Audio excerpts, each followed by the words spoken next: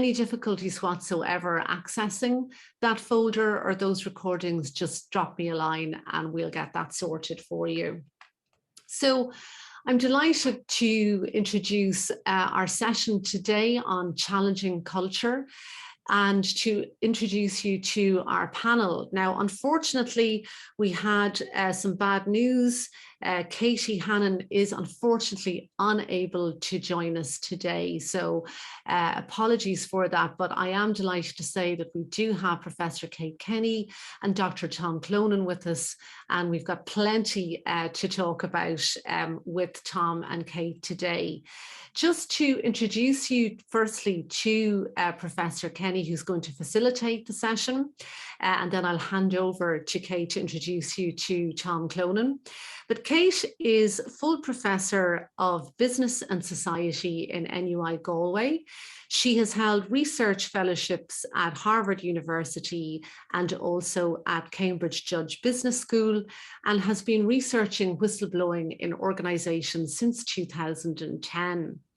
Along with numerous articles in peer-reviewed journals on this topic, Kate has published 2 books on whistleblowing, both which I believe came out in 2019. The first is called Whistleblowing Toward a New Theory, and the other book is called The Whistleblowing Guide. And both of those, the first book is available from Harvard University Press, and the second is available from Wiley Business. So again, all of those details are on the Integrity at Work website. So Kate, delighted to have you with us, and I'll hand over to you now to start the conversation. Thanks a million.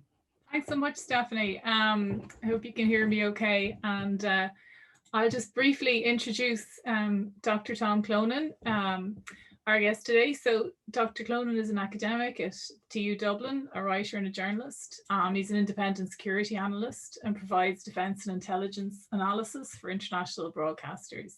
As an army officer and a captain, Tom had direct experience of the armed conflict in the Middle East and former Yugoslavia, along with in Ireland. Tom is known to many of us as one of Ireland's foremost whistleblowers. Indeed, his PhD revealed shocking levels of sexual violence within Ireland's armed forces. And for anyone paying attention to the media in the last couple of months, particularly who's listened to Katie Hannon's documentary, Women of Honour, you'll know, or seen the recent TG Cahir programme, Missionach, still available on the player, both of those. You'll know that these issues are at the forefront of debate, and rightly so. Tom also provides consultancy on gender-based discrimination and gender-based violence, and is a parent of 4 children and a carer for his son Owen, who suffers from a rare neuromuscular disease. He's one of Ireland's leading public advocates for citizens with disabilities and chairman of the Leonard Cheshire International Ireland. Tom has authored 2 books, Blood, Sweat and Tears, 2012 at Liberties Press, and Whistleblower, Soldier, Spy in 2013. So Tom, you're very welcome, and I'm looking forward to our discussion today. Again, yeah, to anyone to put any questions you might have on the chat, in the chat rather. So, I mean, you know, Tom, when we think about what we're looking at, which the topic today is challenging culture, in your experiences of being known as a whistleblower in this country, and the various aspects of that you've spoken out about and highlighted, and indeed aspects like that we've heard about from the Women of Honour who've spoken recently about these. Can you speak about how you felt these might relate to being seen as something of a lone voice, in your case, speaking out about contentious issues, critical issues? And although now there was support from different groups, did you feel that you were speaking out alone? And can you tell us a little bit about that in terms of what it was to do this? So good afternoon, everybody, and thanks so much for coming along to our discussion. I'm particularly conscious that it's lunchtime, so I really appreciate people coming along. So I suppose you know, whistleblowing is such a wide definition of, you know, it's such a broad spectrum of human behavior, And I know, Kate, as you've outlined in your books, that it is often seen as an individual or lone activity, but very often it's a collective act. It's a sort of a social act. So in the specific case of myself, I was a serving army officer at the rank of captain when I did a PhD by research, a doctoral study on the experiences of women in the Irish Defence Forces. And when I reflect on that experience, so I started that in 1996, 25 years ago. And I suppose, in a sense, on the one hand, I was a creature of the university, in that I was a researcher. But I was never a member of the academic staff in the university. I didn't enjoy, I suppose, to some extent, the status that many PhD researchers do, or even the kind of protection of the university, as it were, in terms of having that perceived status as an independent researcher by the organization under study, which was the Defence Forces. And then on the other hand, I was also a member of the armed forces, subject to military law. So I had to kind of wear two hats at the same time. And I was supervised throughout that research process by both the university and the armed forces through the chain of command.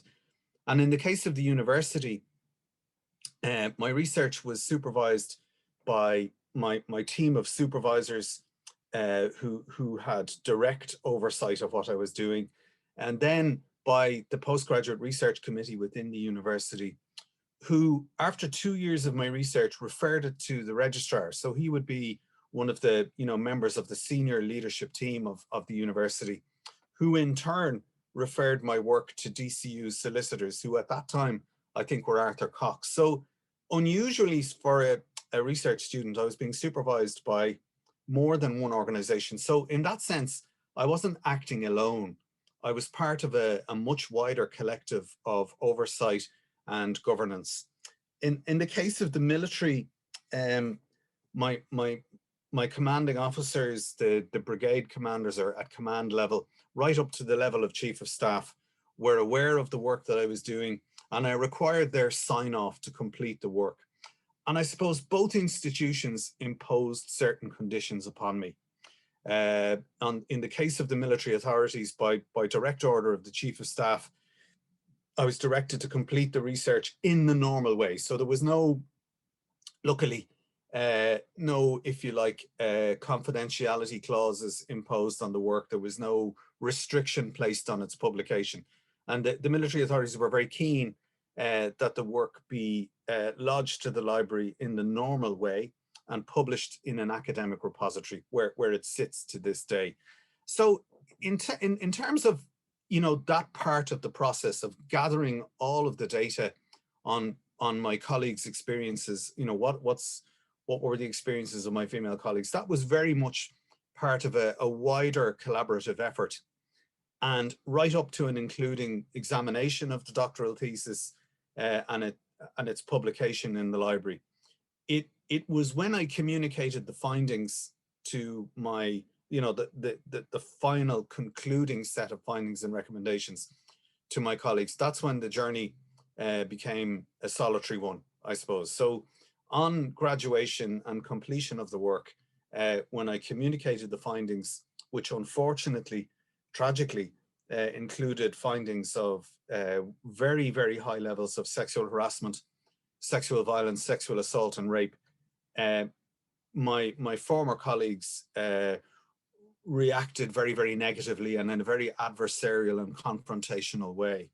And that's when the journey became a solitary one. So to conclude, I knew what a researcher was, even though I was an atypical, non-traditional researcher. I knew what a PhD was, but we didn't have the term whistleblower in common use at the time, back in 2000 when I concluded. And we certainly didn't, I wasn't aware of the word whistleblower reprisal, but that was the situation I found myself in, experiencing whistleblower reprisal. And that was a very, very solitary journey.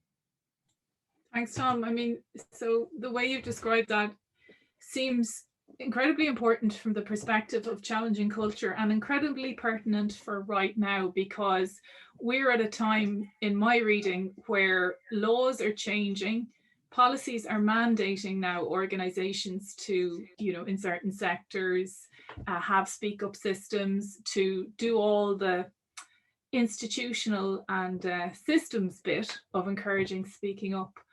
But if that only goes so far, and organizations and senior members of organizations are not prepared to follow through on investigating and defending disclosures that are very important, well, then it throws kind of questions on initiatives like that. It seems to me that if challenging culture is the key thing, that challenge needs to be supported and upheld by senior members right through to the end. And I know, just to make a quick analogy with other sectors that might be of interest to people on the call, we saw in the financial services sector in the UK a very high profile example. Obviously, financial services since the crash has been under scrutiny, and one of the aspects of that scrutiny has been mandating speak up systems and enabling whistleblower disclosures.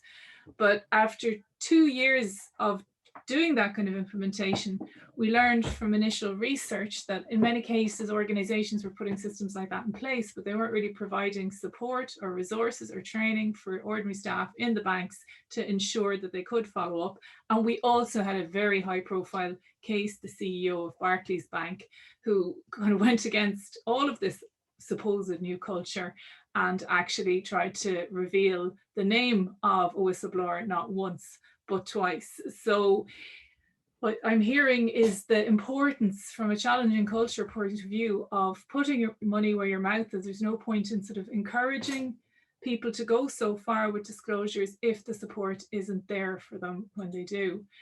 When you describe, just back to the question of the case that we're looking at, this issue of being solitary when it comes to receiving reprisals, one thing that really strikes anyone who listens to the Women of Honour documentary, and obviously this being a key part of the topic relating to your own research, one thing that really strikes you, and even if you're following the Women of Honour on Twitter, is the collective nature of how they continue to be presenting themselves as an entity on social media, and even when they're making comments on any sort of updated things around investigations that are planned, for example, they speak as a group. It's the Women of Honour say this, the Women of Honour think that, which to me, having studied whistleblowing and whistleblowing reprisal for 10 years, is incredible, in that one of the big issues around reprisal does seem to be people isolating, spotlighting whistleblowers who are then sort of alone. What's your view on that aspect of kind of the collective voice that's being adopted now as a way of challenging culture, because it kind of precludes retaliation, or at least it's attempts to resist retaliation that might happen to individuals?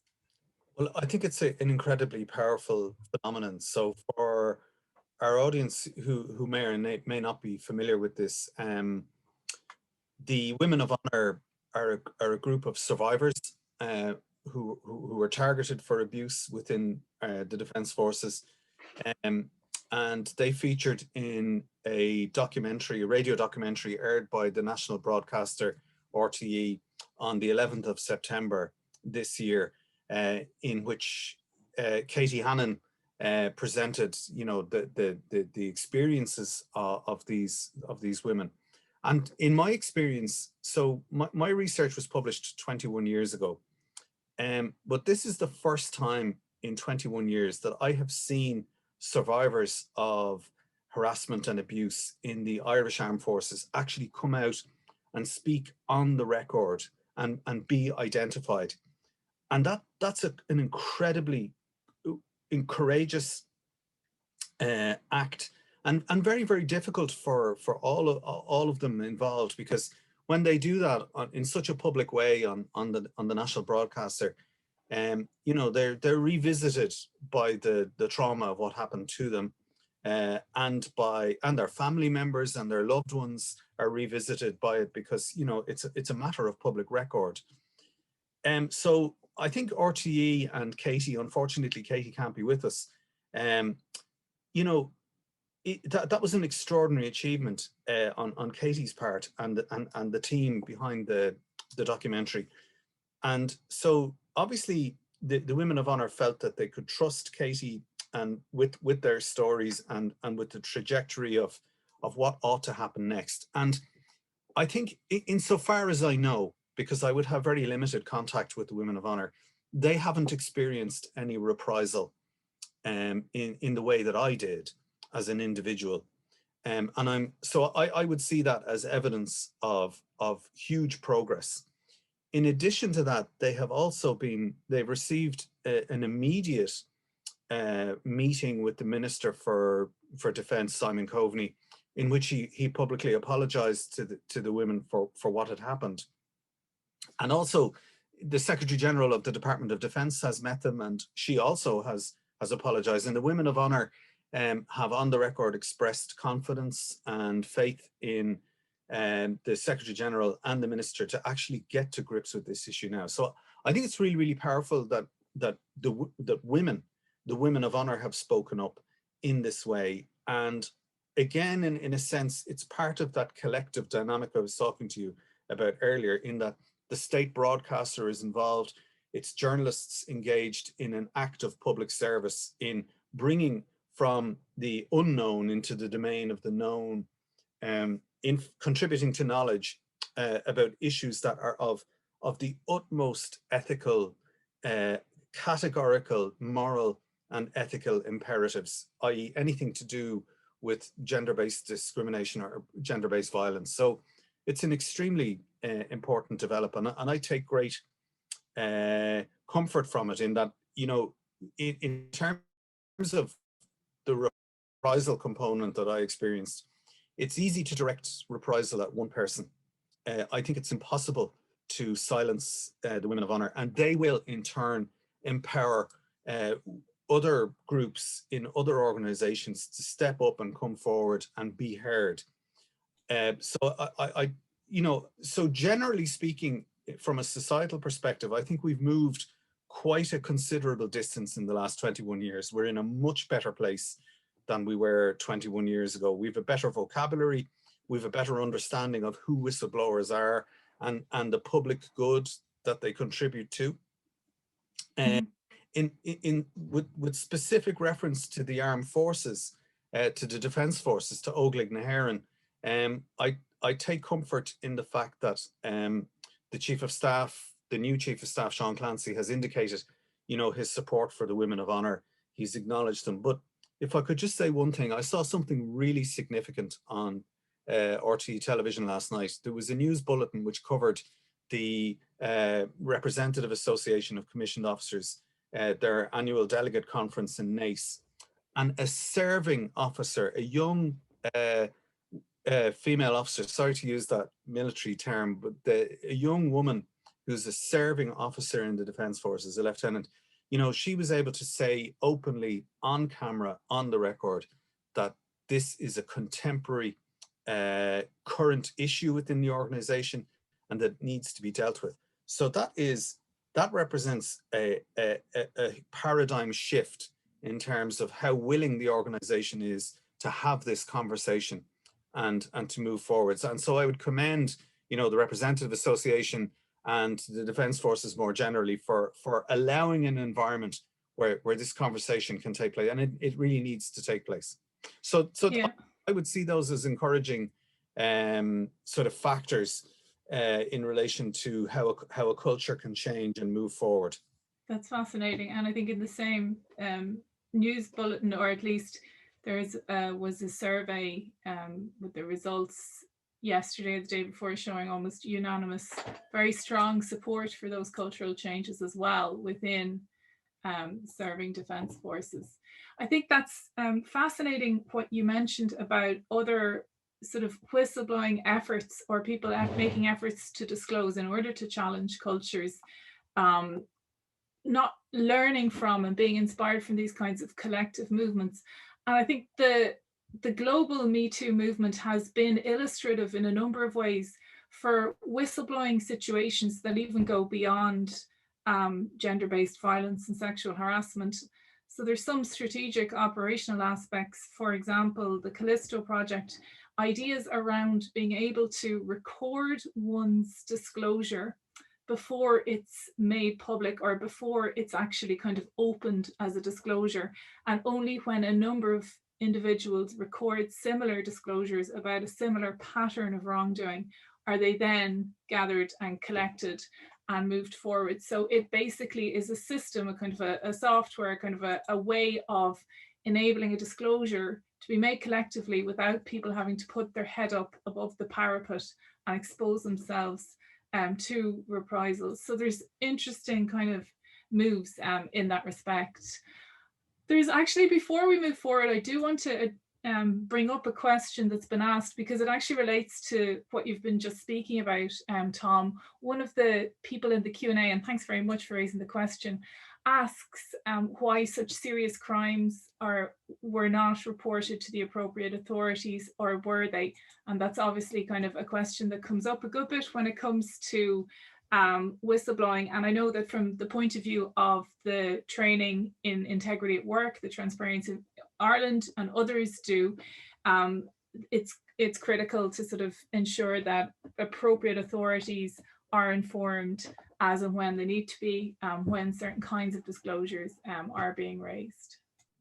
Yeah, so to kind of answer that question directly, and it's a very interesting question, and the answer is, it was a question that was raised at the time of the publication of my research. And actually, Owen Harris wrote a column in the Sunday Independent about it, you know, saying why was this not reported at the time? Why is it revealed now in the media?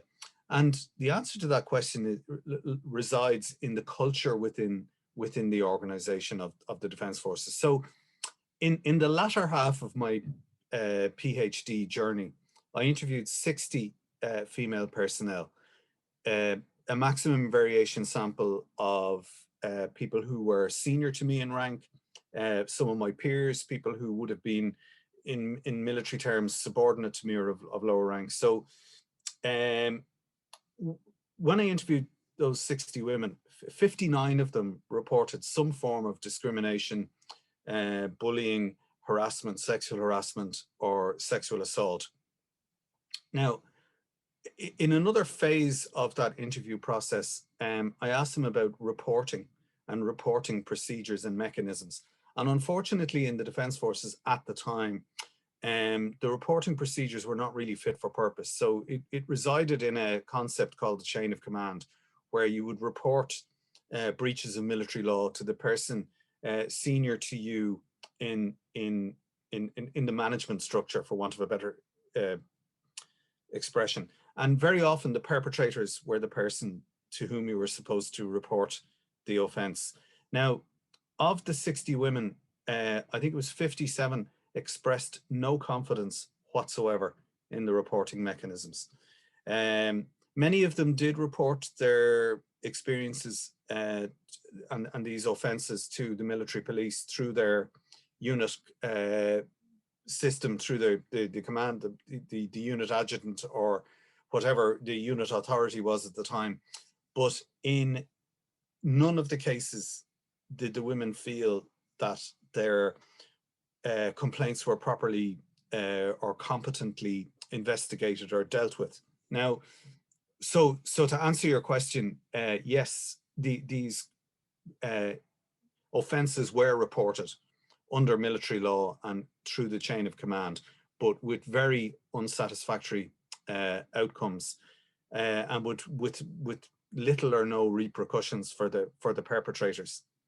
This is something that so after my research was published and after the military authorities engaged with me in a very adversarial and confrontational way, and I asked the Minister for Defence at the time, Michael Smith, he was the Fianna Fáil Minister for Defence, to have an independent government inquiry to investigate the research and to investigate the situation within the Defence Forces. It was called a study review group. and they reported in 2003, you know, vindicating the findings, but they also found that young male soldiers were also subject to sexual harassment, sexual violence, up to and including rape within the workplace. And one of their recommendations was that the reporting mechanisms within the Defence Forces be changed, be transformed, be overhauled. And that was a process that was begun in the mid-noughties and continues to this day. So that I think the Defence Forces still are getting to grips with, or have a challenge in that regard with how they investigate serious crimes committed within the organization, i.e. to do with sexual violence and sexual assault. And just this week in Britain, in the House of Lords, the House of Lords have rejected a proposal from the House of Commons that serious crimes such as sexual assault and rape within the British Armed Forces should be confined and investigated within the confines of the military system, and that they must be investigated. So the House of Lords have ruled that they must be investigated in the civil system, in the way all crime is. And I think that's the route that we have to go here. Now, up until recently, the military authorities, in fairness to them, have been advising that if personnel are subject to a sexual assault, that they ought to report it to An Garda Síochána, and that it should be investigated. Way back in the day, back in 2000, when I interviewed my female colleagues, one officer told me that the advice she gave to her peers and other women in the army was, if you're the subject of a sexual assault, report it to An Garda Síochána, bypass the military police entirely and go straight to the guards. So that was an issue that was raised back then, and it is an issue that has been addressed to some extent, but requires further attention. Thanks very much, Tom. I hope that helps to answer the question. But, you know, and it also relates to one of the big issues at the moment, that obviously the EU Whistleblowing Directive is in the process of being transposed by member states across the bloc. And if anyone's following the debates in Ireland, Ireland's transposition seems to be proceeding, and there's been a lot of feedback and a lot of commentary on the various aspects. But one aspect that stands out, and I believe it's the case in UK law as well, is this. At the moment, the discussion is whether there should be a carve out for things that are considered to be grievances or individual issues to do with sort of individual workplace interpersonal relationships, interpersonal grievances. And the idea is that this should perhaps not be part of what's covered by the whistleblowing protection legislation, or the Protected Disclosures Act as it is amended after. One of the big challenges with that is we know now from research that's emerging in the UK that when whistleblowing claims go to employment tribunals, go to the courts, where they are mixed claims, that means where you have a whistleblowing claim, but you also have a claim for discrimination, for example, or harassment or some other, that these claims are more difficult to succeed. I mean, at the moment, because of the way the burden of proof is in whistleblowing claims are actually difficult to succeed in from the point of view of the person bringing them in any case. But where they're mixed, they can be more challenging. And obviously for people, you know, for groups like women who may find themselves bearing the brunt of those kinds of harassment, discrimination, this definitely kind of prevents or creates an obstacle. So in terms of being able to kind of look into the reasons for, and to ensure that these kinds of things can be heard, but also that people receive protections for speaking up about these kinds of issues, it's important for them not to be able to sort of be grouped as these kind of more minor non-protected disclosures, not valid whistleblowing claims. So I think this was something that was brought up at yesterday's panel with the speakers on the EU directive. But, you know, this kind of brings us to a broader point. And I know, Tom, you watch these sorts of developments and debates, and I'm going to ask you about sort of women speaking up in terms of whistleblowing claims more generally. Do you feel that women whistleblowers face particular obstacles more generally, even beyond the issues of gender-based violence and sexual violence, but more sort of the figure of women whistleblowers speaking out? Are there particular challenges when they speak out, either internally in the organization or in public? Would you have any views on that? Well, I think the challenges are greater for women. I think all of the research shows that women are underrepresented in power, in positions of strategic power within organizations, both in the private sector and in the public sector. Women are on average paid less than their male counterparts, tend not to progress or to be represented at the highest levels in organizations. So, systematic obstacles to women's fullest participation in the public, in the workplace is very, that has been very well described in all of the literature and all of the research. And women at 51% of the population remain, the subject of a great deal of very systematic and systemic discrimination. So of course, when a woman steps forward to make disclosures and to bring forward, inconvenient truths, they're going to face greater obstacles, possibly more hostile scrutiny, greater levels of reprisal. I mean, I can only speak to my own experience, but when I raised initially the issues as they apply to female personnel within the Defence Forces back in 2000, when I brought them formally at the conclusion of the research process, many of my senior colleagues were very dismissive of the findings because it applied to female personnel. Now, I think that is one of the reasons why I feel the Women of Honor as a phenomenon is so important and is so powerful, because nobody can dismiss them as somehow not at the very, very beating heart of the mission of the organization.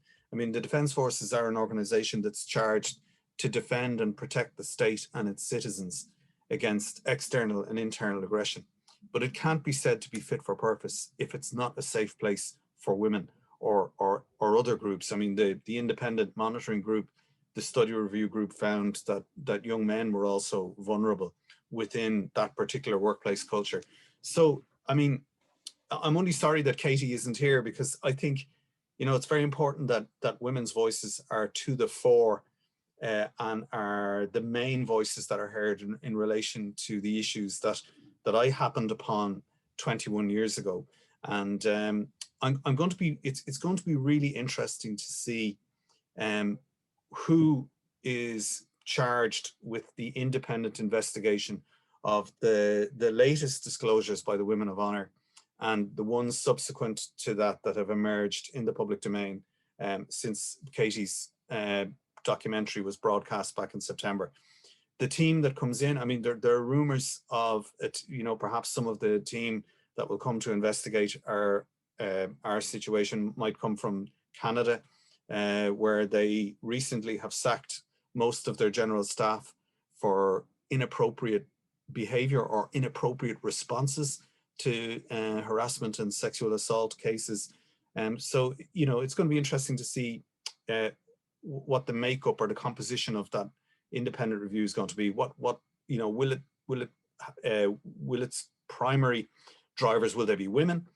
What will their professional background be? But I think even in asking these questions, it signals the albeit tragic circumstances, but the positive direction that we're moving in. Fascinating, absolutely. And of course, the terms of reference will be hugely important in the investigation and the inquiry that you're speaking about also, as well as the primary goal and the voices of people involved being brought to the fore of it. I think there's interesting research just briefly on defence forces in the US from a couple of years ago, a large-scale study of over 1,000 Defence Force personnel looking at the difference in retaliation between men and women. And one of the things this study found was normally when someone is senior, it helps to mitigate retaliation if someone is a whistleblower and they're quite senior in the organization, except if that senior person happens to be a woman.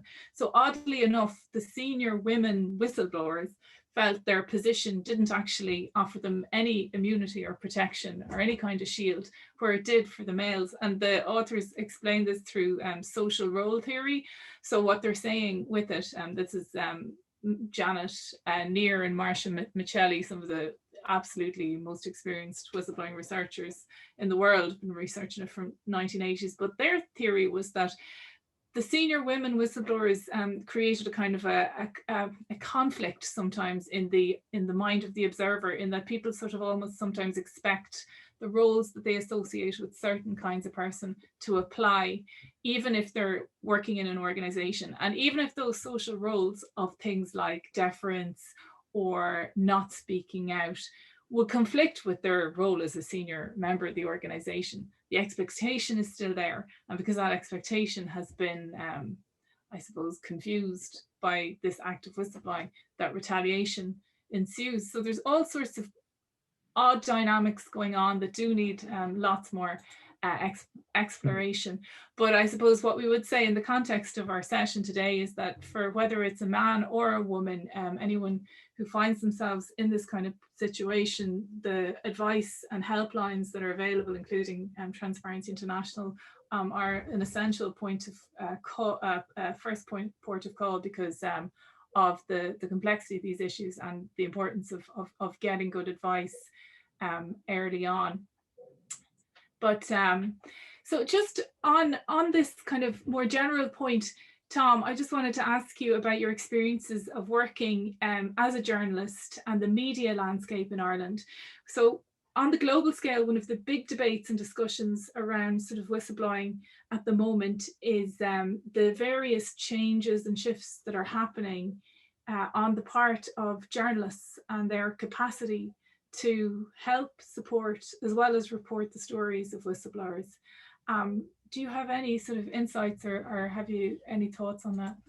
Yeah, well, I mean, look, again, just for the audience. So I was Irish Times security analyst from 2001 until 2016. So for 15 years, I wrote for the Irish Times about, you know, unfortunately, what was then called the War on Terror, the United States invasions of Afghanistan, and then subsequently Iraq in March of 2003. And as a journalist, and from 2016 until up to date, I write for the journal.ie. So I've had 20 years experience as a journalist. And one of the interesting things I would observe is that in all the years that I've been writing about the US military and their foreign policy interventions, writing about the Israelis, writing about from time to time Turkish interventions in the Middle East, the actions and activities of Russia in Ukraine, in Crimea, in Georgia. So I've had a lot of engagement over the years with different embassies around Dublin, the British Embassy, the United States Embassy, and in a strange kind of a way, because of the reprisal visited upon me by the Irish military authorities, I had to build an entirely new network of contacts through the international military. So I have that very, very strong network of contacts. And over the years, you know, I've traveled through the war of the global war on terror. I've been in Syria, I've been in Iraq, I've been in Guantanamo Bay, and I've often written very, very broadly critical. If you were to do a content analysis or a discourse analysis of the articles I've written over the last 20 years, they're broadly critical of US foreign policy and interventions, broadly critical of what the British have tried to do in Afghanistan and elsewhere.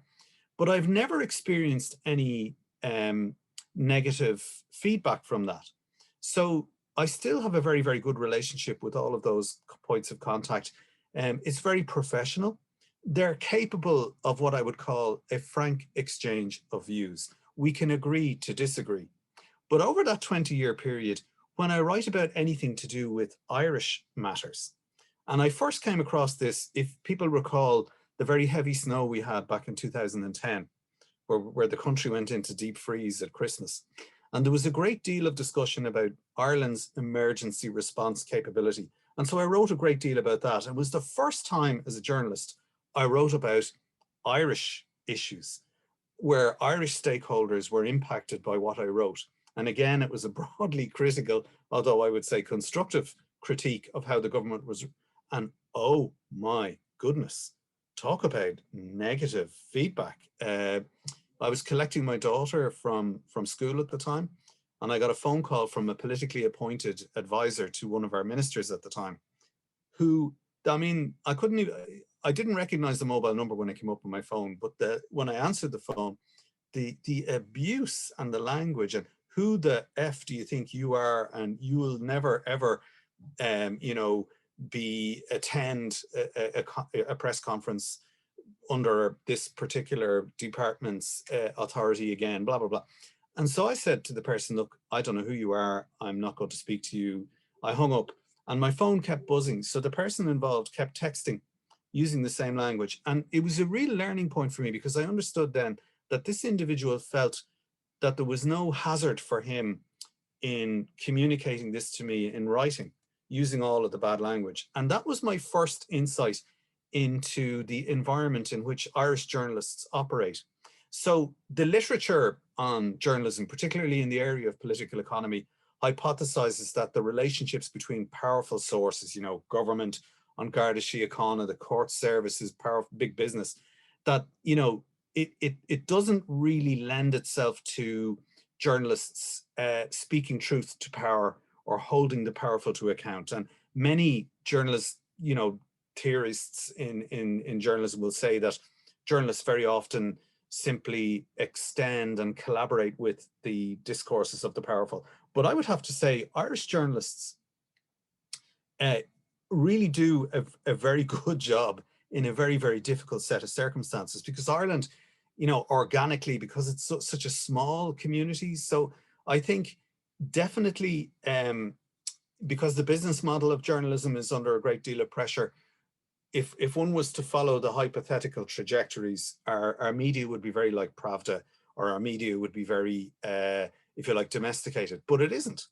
And I found in my own journey as a whistleblower that some of the principal supporters I had, or people who assisted me, were journalists in the state broadcaster, in the Irish Times, in the Irish Independent,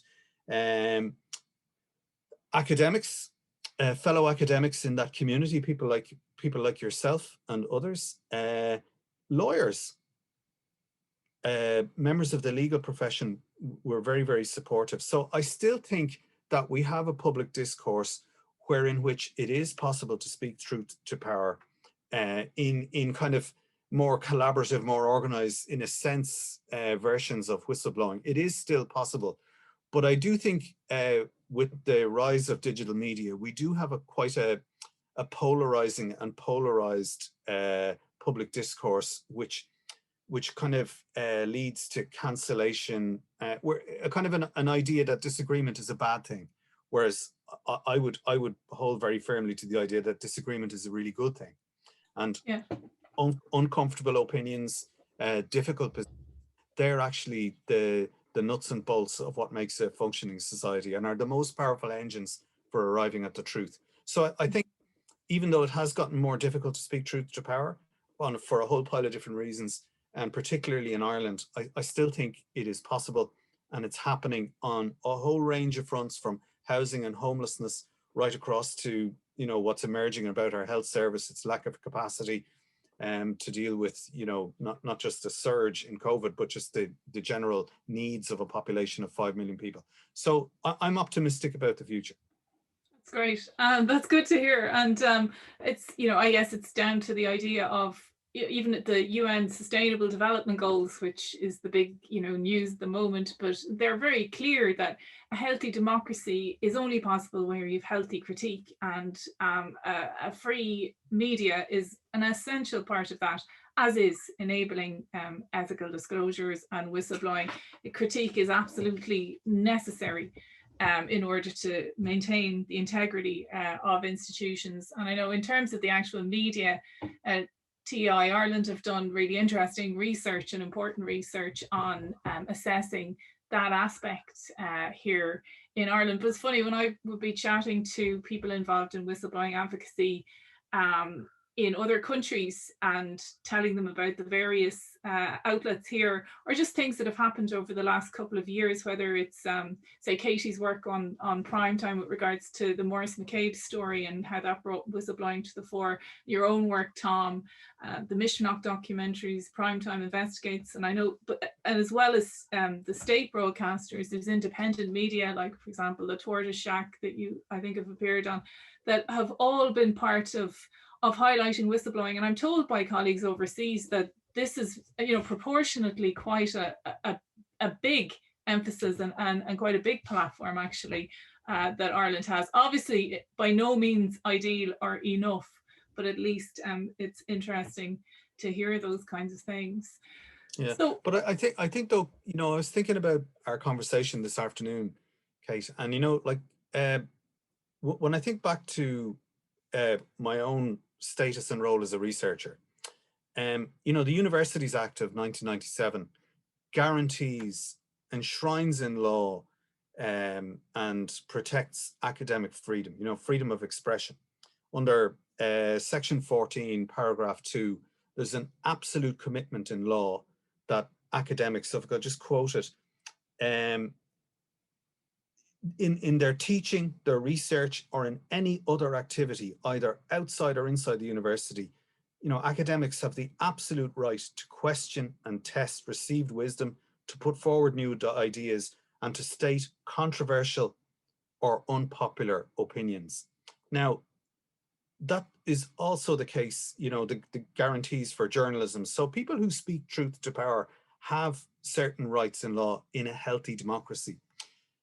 In the specific case of our armed forces and the defense forces, you know, 21 years ago, there was a lot of pushback and reprisal and resistance to academic freedom, to journalistic freedom, in terms of there being a frank and open discussion of the problems of the toxic culture within that organization.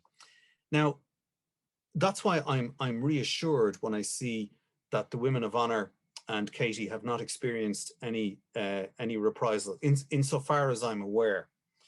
But I would say to people in our armed forces, and unfortunately I don't think there's anybody from the Defence Forces available to attend today, but you know, as part of a Western European democracy, they have to be very, very careful to ensure that they're not involved in any kind of pushback on you know, the capacity of academics or researchers to fully investigate any aspect of Defence Forces culture. And that would be consistent with the intellectual tradition you have in other jurisdictions. So they need to be very, very mindful of that. So in the next steps that the Chief of Staff takes, the Minister for Defence takes, and whatever independent inquiry takes, you know, I would say now is an opportunity for a fresh start and to move forward and to engage, you know, in a non-defensive way towards a transformation of Irish military culture that would bring it into line with the kind of the evidence-based intellectual tradition that you'll find in the international military, because we have very, very significant challenges on the island going forward. Whether we like it or not, in the next 10 years, we may have some sort of an all-island situation. And the architecture and infrastructure for policing, justice, intelligence, defense, security, all of that has to be designed and put in place and implemented. And we can only do that if we have, in the specific case of our armed forces, a defense forces that's fully committed to freedom of expression, the frank exchange of views I talked about earlier, one that embraces its whistleblowers, one that embraces, what I again repeat, you know, unpopular opinions, controversial opinions, questioning accepted or received wisdom. We absolutely need to, you know, this I think is an opportunity for the Defence Forces to come fully into the 21st century, as particularly at this moment in Ireland's evolution. And I mean, this is exactly brings us to back to the topic that we're looking at today of challenging culture. And I'm always, you know, on exactly your point, Tom, whether it's defense forces, but even in other industries, because my research for my last book was on financial sector whistleblowing. So after the financial crisis, you had so much, obviously, talk of cultural change. Cultures need to change. Organizations need to change their culture. And that's often written in the Banking Inquiry report, and it was written in the UK report and the Irish report and the US report, change the culture, but with no thought of, I mean, this is probably the single most difficult thing one can do in an organization, is even begin to address cultural change. I mean, I tell my students in the business school in Galway, like if you want to assess an organization's culture, you have to go right back to what the anthropologists do, what people do when they're studying a new country or a new setting for the first time, and you have to listen to the stories people tell. You have to watch for the little rituals, because even all our workplaces have little rituals. You know, such and such a person can park here, but another person can't park there. Or this is where the senior staff sit for lunch. All of these are the rituals. They are the little sort of totems that point very strongly to cultural change. But one of the things that we've been trying to do in our research on the whistleblowingimpact.org is to highlight examples where that sort of cultural change has happened in relation to whistleblowers coming forward. And we've put a couple of case studies. I think what you've talked about really relates to it. There was one individual in the banking system in Australia who, and a lot of it comes back to senior managers and the most senior manager, the CEO, nailing their colours to the mast and saying, you know, I support this individual, and I support this individual because they have come forward. And in the case of this Australian bank, the individual was encouraged to write their story in a book. There was another case of a money laundering expert in the US that was retaliated against for highlighting serious corruption in her organization. And she was hired by a new firm that made quite a big deal out of the fact that she was so clearly on the side of bringing fraud to light, that she was a suitable hire. And so all of this kind of points to, when it comes to cultural change, the real commitment and symbolic repeated reinforcement that's needed at senior levels, if this is to mean anything at all. I think that seems to be the case. I know that at this conference last year, Mule Captain, a professor who's just fantastic on this topic and has the corporate ethics, the corporate virtue ethics model, which is a really useful 6-point or 7-point model for assessing ethical cultures. And, you know, they bring up all these points. And I think one of the things that Mule Captain talks about is the importance of sanctions, which is something that we're not always excellent at all in Ireland. And this again came up at yesterday's panel discussion. It was mentioned that actually in Irish culture, the idea of sanctioning, of punishing in a visible manner people who transgress or who don't fulfill their obligations with regard to, for example, protecting whistleblowers, protecting their confidentiality, fulfilling their obligations in other ways. We're not really good at sanctions, but according to a lot of the ethics, if you're not sanctioning, you're not going to get behavior change, because it's an absolute kind of key aspect. I don't know if any of that relates to these sorts of challenging culture and culture change ideas. I actually think, you know, sanction is something that has to be a part of that landscape. But like, the most powerful learning tool for human beings as a species is positive reinforcement. That's how we learn from the moment we come kicking and screaming into this world to the day we die. You know, random positive reinforcement is the most powerful reinforcement and learning tool for us as a species. And I think for whistleblowing, I think positive reinforcement. Now, I'm not talking about financial or fiscal reward, like as is the case in other jurisdictions. But for example, when I spoke up about the most appalling, like, it is the dark, you can make a moral rationale for stealing, for lying, for killing in defense of your own life or what have you. The one thing as a species for which there could be no moral or ethical rationale is sexual assault. end of. Sexual violence is the darkest thing we do as a species. It is the most taboo thing. And when I spoke up about that 21 years ago, I experienced the most appalling reprisal and negative reinforcement. So that's how it ought not to be. The way it should be is that when you speak up and draw attention to the most appalling ethical or financial or health and safety shortcomings, there should be reward, recognition, and that should come from the leaders of an organization. So in my case, I was very, very lucky in that in 2019, the then Chief of Staff, Mark Mellett, he's just retired, actually reached out to me and brought me back into the organization and said, look, we want to thank you for what you did 21 years ago. We want to acknowledge the contribution that you've made to our culture, and we'll give you an expression of regret. Unfortunately, they felt they weren't in a position to apologize, but I got an expression of regret for what happened in terms of the reprisal. And that was so meaningful for me. And I think it sent a very, very powerful message to other people who could speak up about problematic issues in the organization. I think the positive reinforcement, if Michael D. Higgins with Transparency International every year invited some of our key whistleblowers into Oras and Uachtaráin, then that's something that could really change the culture and encourage people.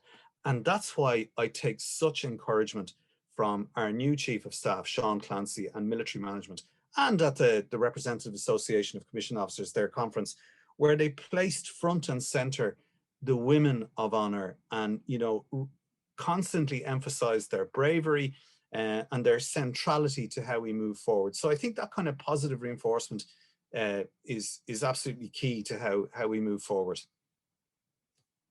I think absolutely. And as part of that, what I'll be looking for as well, I've noticed that some of the statements around what's next in relation to the women of honor and the change of culture and investigations, sometimes the wording tends to be, you know, we'll whittle out the toxic behavior on the part of certain individuals and we'll sort of get rid of it. And that's kind of, that would raise alarm bells in that people are thinking in the kind of bad apple sort of way, rather than these are systemic issues, you know, these are deep-seated. This isn't a question finding out who done it and get rid of, you know, because I think, and that's a massively important thing, because particularly when it comes to issues like this, it's very easy to put them in the kind of individual grievance, or this is an individual issue by an individual perpetrator, and we can deal with it in this way. If we're really challenging culture, it obviously has to go bigger, and we have to be careful of the language that people use when they're speaking about it to indicate that that's the case, you know. Sorry, Tom. Yeah, no, in relation to sanction though, this issue that the Women of Honor have, you know, brought back into the public domain and brought to the fore, you know, I raised this 21 years ago. And one of the things that really upset me was in the aftermath of the Women of Honor broadcasts, a lot of young women and some men within the Defence Forces contacted me to find, you know, where could they go with their concerns. And they had the full spectrum of concerns as outlined to me by my interview participants 21 years ago. And it just felt to me like it was a terribly lost opportunity to think that over 21 years, that this could have been prevented. We could have stopped this human suffering. And there wasn't a meaningful intervention, unfortunately. I'm hoping that intervention takes place now. But the only person in that 21 years who has ever been subject to hostile scrutiny, has ever been named in a negative way in relation to any of this, is me.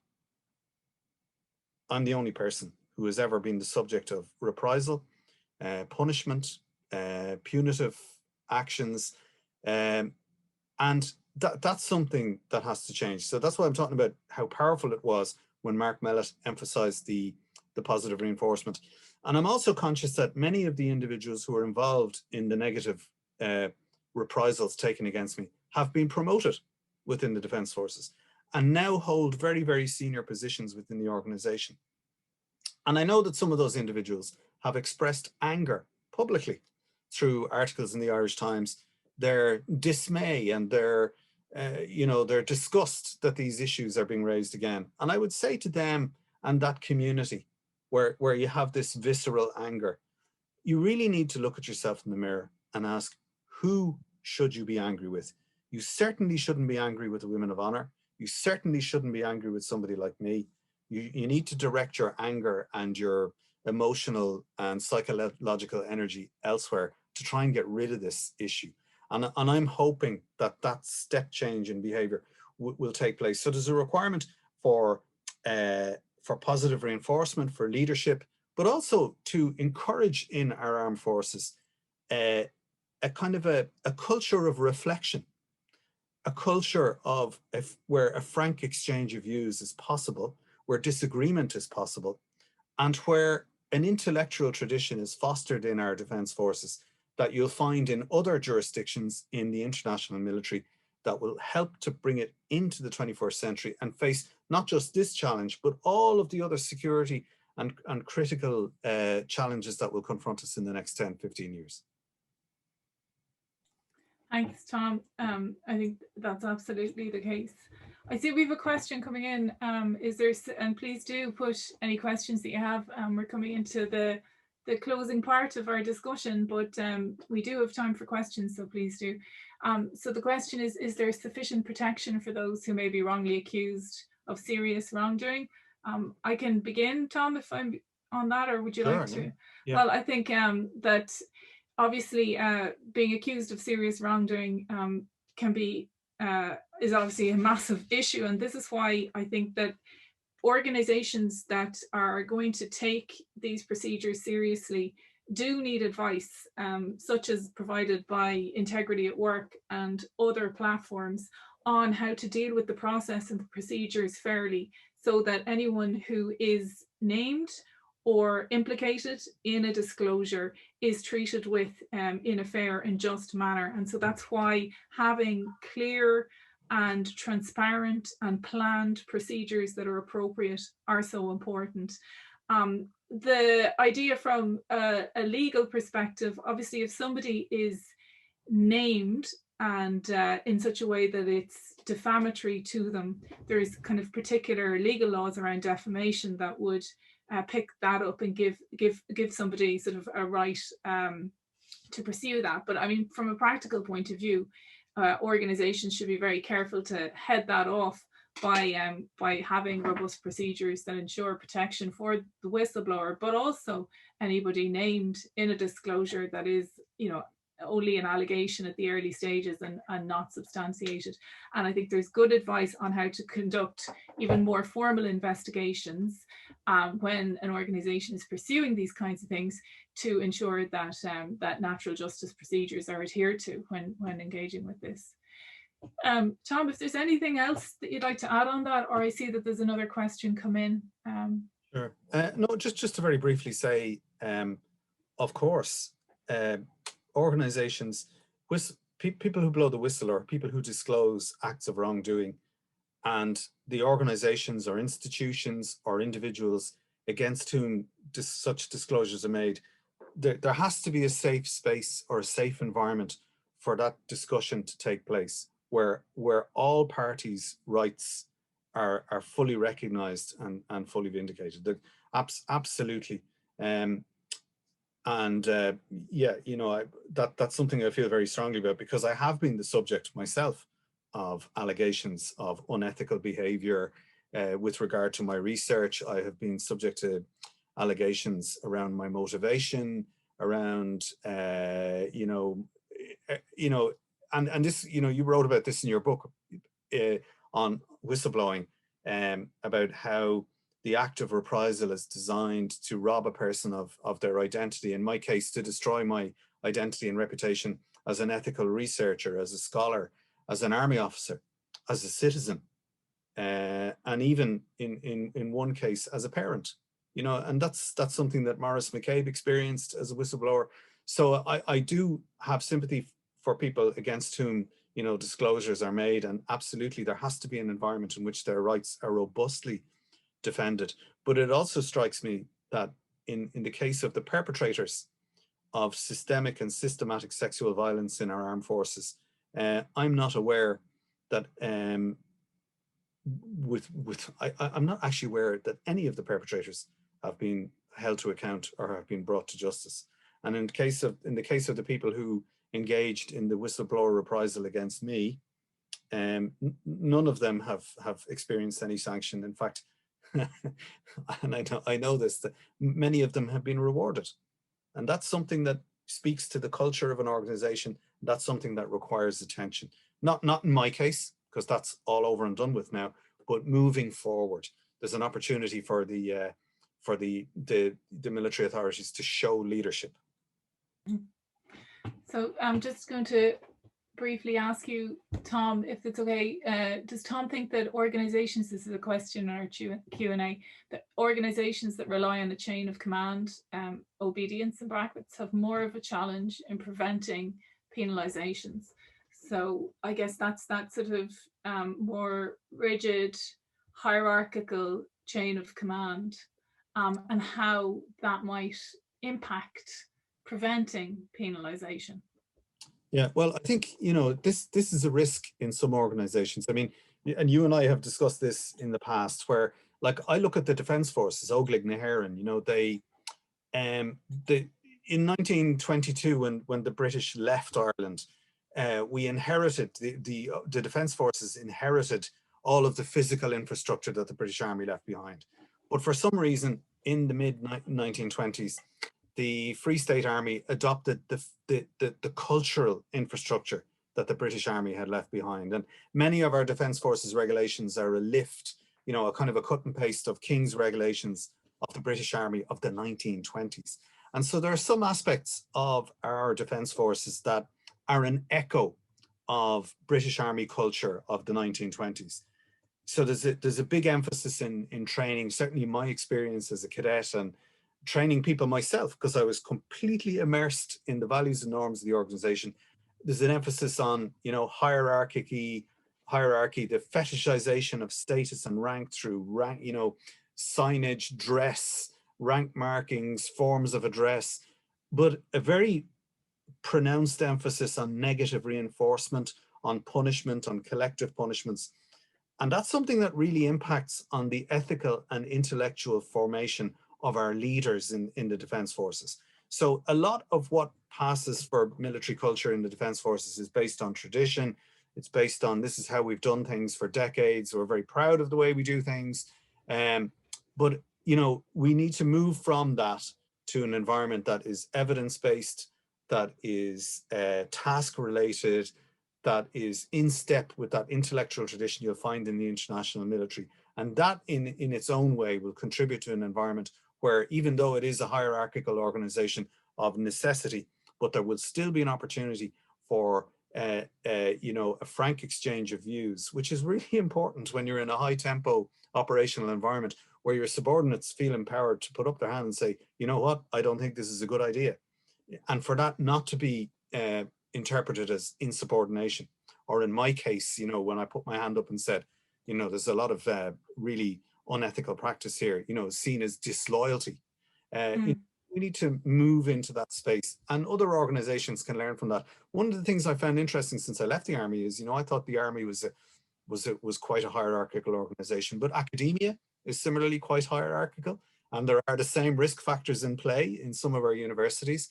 Media is quite hierarchical too, but we're all on the same, we're all on the same boat, as it were. We're all moving in the same. We had a discussion about this talk today about 2 weeks ago, and I've had a chance to reflect. I am actually optimistic and positive in my outlook about the direction that we're taking as a society in general. The fact that we're even having a discussion like this, the fact that there are 65, 70 people here listening from all sorts of organizations across the state, this conversation wouldn't have been possible 20 years ago, or it wouldn't have been an available discourse. And it's thanks to, the research carried out by people like you and your publications, and particularly the work of people like Transparency International, Integrity at Work, John Devitt and others. It has really moved the space on generally in society. And I think the Defence Forces they're having a very difficult, painful moment just now, and they're under pressure. The Commission on the Future of the Defence Force is going to report soon, but I think they have a very, very strong future. And painful and all as things are at the moment, they are moving in the right direction. Tom, thank you for that. And I'm just going to, can I ask you one brief question, because it is interesting and counterintuitive. And somebody asks, how many of the reprisals you experienced came from women? Yeah, that is an interesting question. And so the research is very clear on this about patriarchal structures and, you know, equality in the workplace.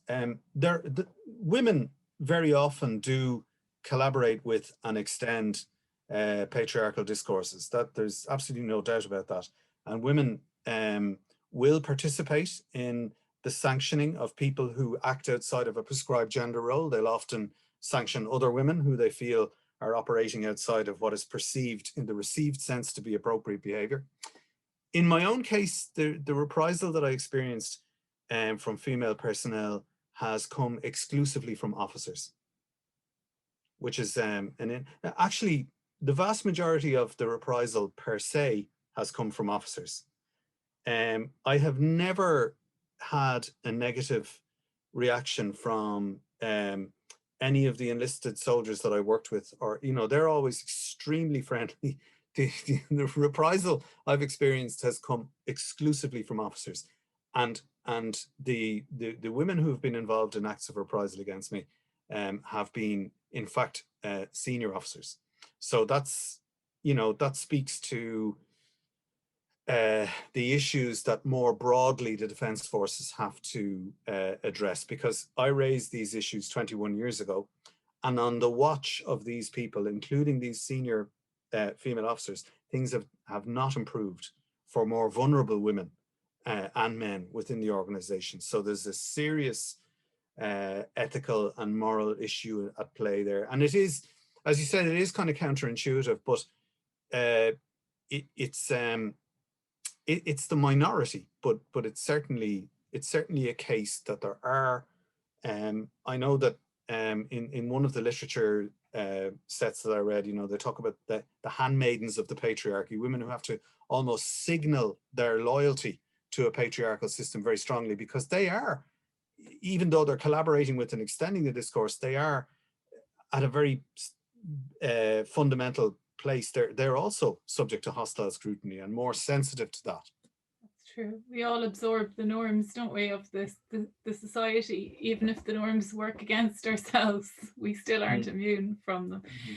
Tom, we have had such an interesting discussion, and, you know, I know it is time to wrap up, but you have mentioned academics work in this area and work like by organizations like Transparency, but, you know, without people like yourself and your courage giving voice to people who for years haven't been able to speak, and I'm speaking obviously of your work that we spoke about today, but also your work in relation to people with disabilities, the courage and the persistence is admirable, and the country is better off for it. So I just want to say huge thanks, and I'm sure everyone on the call will appreciate your insights. And for those who haven't seen the documentary on T.G. Gahara by Mishnach, or listened to Katie Hannon's Women of Honour documentary, they are insightful, not just in what we spoke about today, but in, you know, really important aspects of Irish society and Irish, I suppose, just ability to speak up. So I'm going to hand back, Tom, with a major thank you to our host, Stephanie. So over to you, Stephanie. Thanks a million, Kate. And again, listen, I just want to echo huge thanks to you both. Kate, thank you so much for all your work as well, your research in this area, and Tom for continuing to speak out and to speak so insightfully on your own experience and to make such positive suggestions in terms of, you know, what can happen and the changes that need to happen going forward. So thank you both so much. Thank you also to everybody who stayed with us. We have gone through and beyond lunchtime, so we will have to wrap it up now for everyone. But look, if you have any final comments, please do feel free to share them in the chat button as you're leaving. We really do welcome your comments and feedback. Before we draw the session to an end, I'm just going to briefly remind you of the sessions that are coming up tomorrow.